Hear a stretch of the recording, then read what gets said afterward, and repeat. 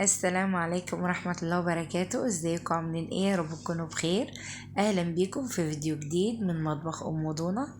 لو اول مرة تشوفوني ما تنسوش تشتركوا في القناة وتضغطوا لايك للفيديو عشان يظهر لكم لاكتر عدد من الناس.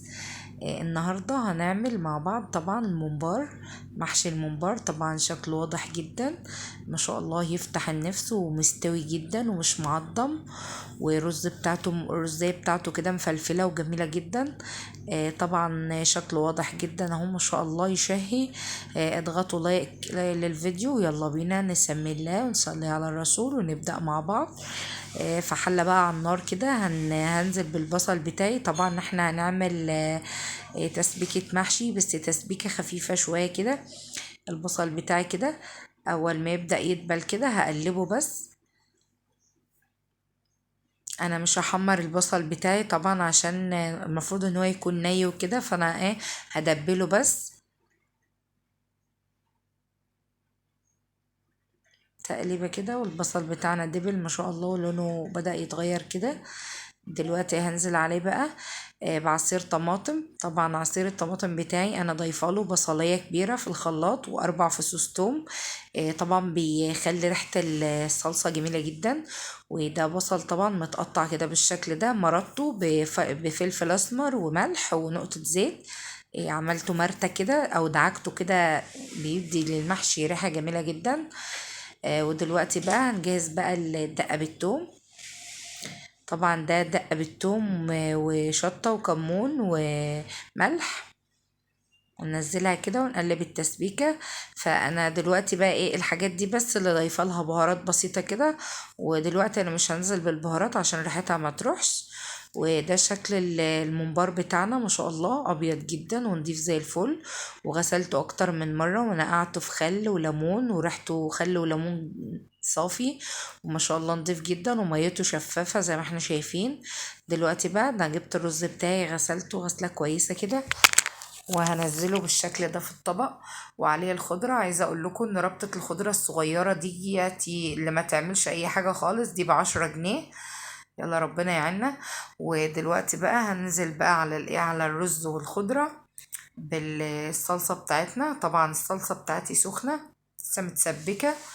ودلوقتي بقى هديها تقليبة كده وهفضل اضيف لها البهارات.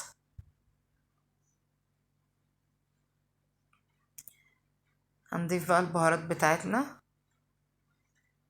ملح. طبعا انت يعني بتظبطي بقى الحدق بتاعك زي ما انت حابه وكده. فانا هضيف ملح وكمون. طبعا انا بحب اكتر الكمون وشطه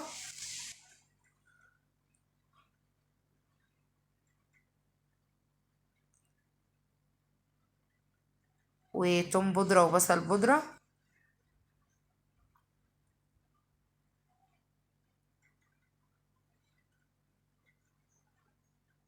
وكزبره ناشفه.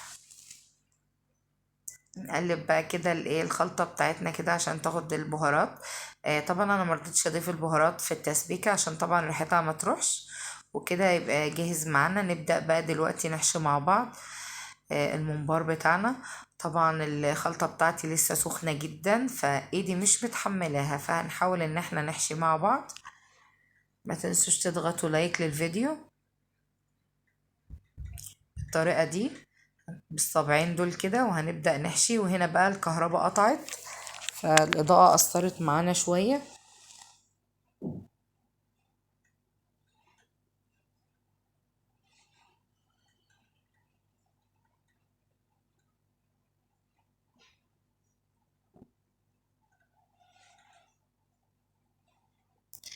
دلوقتي بقى نبدأ نحشي بالشكل ده كده.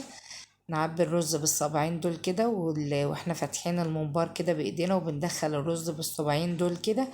وطبعا بننزله بقى كده نفرده في الممبار كله بالشكل ده. وبنراعي ان احنا ما نملهوش قوي، بيكون فاضي كده عشان طبعا ما يستوي ما يفرقعش مننا والرز يطلع منه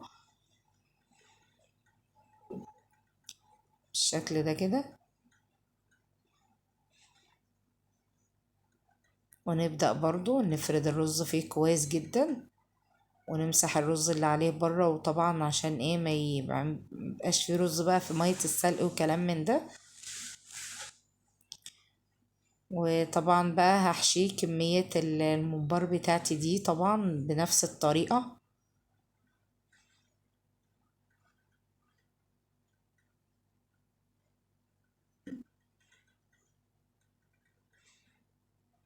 نزق بالصابعين دول ونرجع نفرد بطول الممبار كله بالشكل ده كده.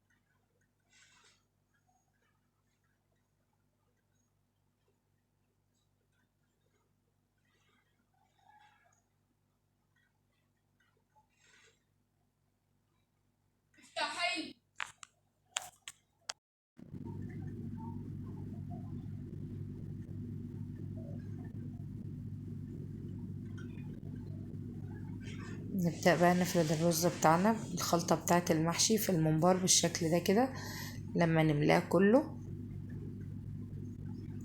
طبعا مش بنملاه قوي، احنا بنفرده كويس كده بس بطول الممبار بالشكل ده كده طبعا واضح.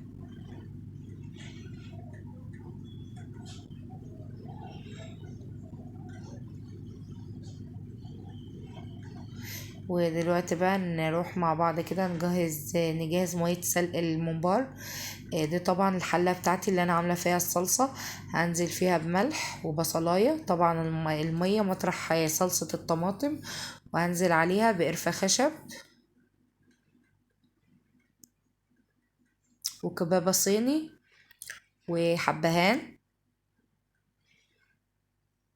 وكمون وشطة. ودلوقتي بقى هتبدأ المية بتاعتنا تغلي كده بالشكل ده.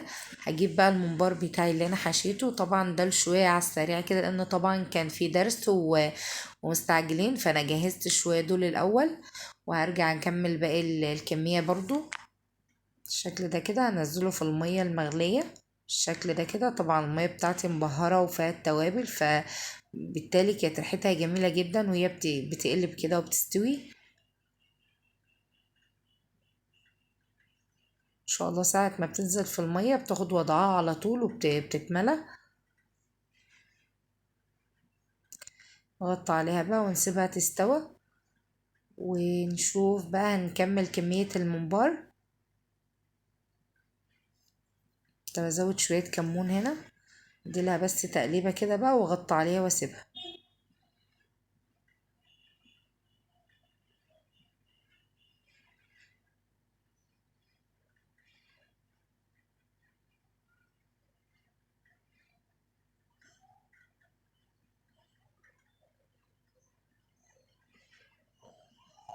ان شاء الله شكلها واضح جدا وجميلة وما فرقعش معانا خالص لان طبعا احنا مش مالينه قوي.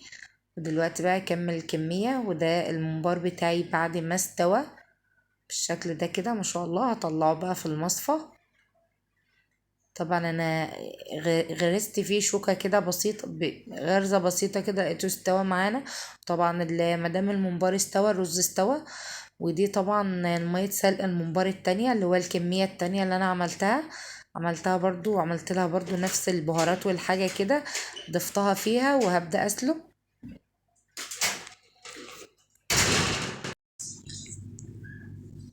نبدأ برضو المية بتاعتنا بدأت تغلي، دلوقتي هننزل برضو فيها ببقية كمية الممبار ونسيبها بقى تتسلق كده براحتها وتستوي. وهنبدأ نحمر بقى الكمية اللي احنا عملناها في الأول.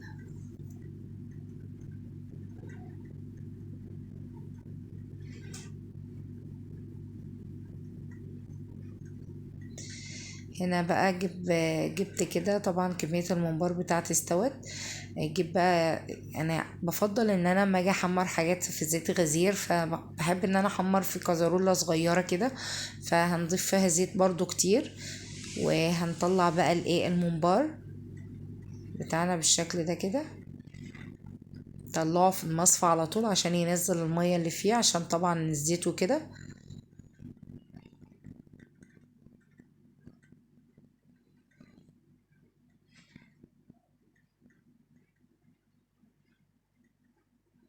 نطلع الكمية كلها كده تتصفى عقبال ما الزيت يسخن شاء الله ريحتها تحفة جدا جدا جدا، ريحة مية السلق كده مع الممبار، ريحة جميلة جدا.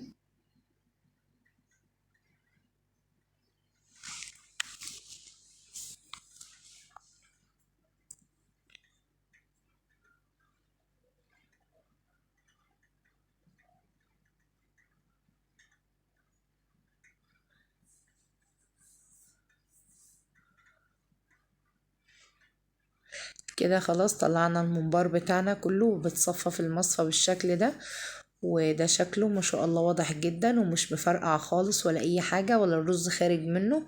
دلوقتي بقى الزيت بتاعي سخن جدا، فهنزل عليه بقى بالممبار بتاعي على طول بالشكل ده كده.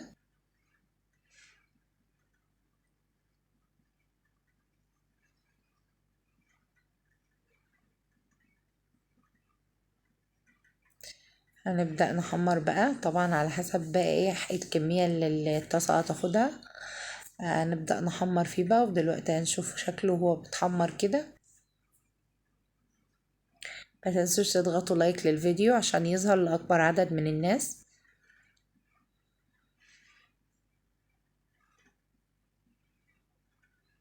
ما شاء الله بينزل على طول ياخد لون كده جميل جدا وينفش كده في الزيت، ما شاء الله شكله شاهي جدا. نشوف كده شكله وهو في الطاسة معانا، ما شاء الله شكله جميل جدا ما شاء الله. وده كمية باقي الممبار اللي لسه بيستوي، وده طبعا شكله بعد ما طلع ما شاء الله تحفة جدا.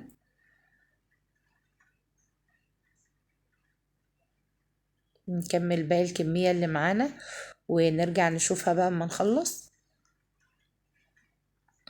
وده ما شاء الله شكل الممبار بتاعنا ما شاء الله تحفة تحفة تحفة ومستوي، والرز بتاعه مفلفل زي ما احنا شايفين، وطعمه خطير جدا وريحته جميلة جدا. جربوه هيعجبكم، وما تنسوش تشتركوا في القناة وتضغطوا لايك للفيديو، واشوفكم في فيديو جديد، ودمتم في امان الله، والسلام عليكم.